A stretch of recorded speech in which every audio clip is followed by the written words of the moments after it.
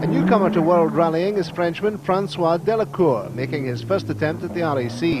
He had his problems on the first day, having to change the gearbox on his fire AC at a Cosworth. You seem to find Gwyndaf's bodywork very entertaining. No, I'm thinking I'm very lucky that I haven't got the same, to be honest. We had a huge moment on Special Stage 2, Clumber Park. Hannah just spun in front of us. I mean, I didn't see him, but I mean, I saw all the black marks. And he said he was doing 150 kilometres an hour backwards. And I got on the radio to warn Gwyndaf, because I think it wasn't it was just the fact that we didn't have the tyres actually warm enough, and the rear end was very, very light. And the first corner we had it as flat left or something in 6th gear, and it just stepped out of line. I mean, my car went on the grass, and I mean, very, very lucky to get away with. But a far from happy stage for Louise Aiken-Walker, plagued with gearbox problems all day.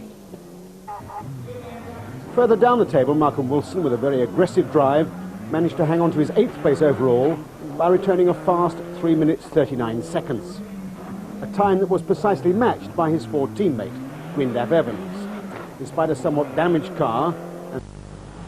The Cosworth of Colin McRae was bruised and battered after Kielder. He admitted it looked like a shed, but still drove well, and he was 7th overall. Gwyndaf Evans, one of 8 British drivers in the top 20, had eased off the pace with a commanding lead in Group N. At the service halt at Newcastleton, they spoke to Tony Mason. Are you enjoying the conditions this morning?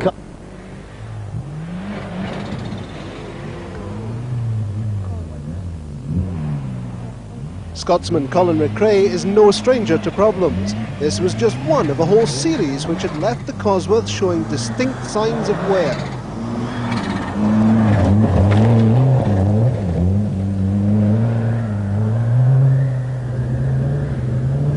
Here in Newcastleton, Colin McRae's mechanics are working furiously to change the drive shafts on the Sierra, but it's only one of a number of problems that the young Scot has experienced on the first 2 stages this morning.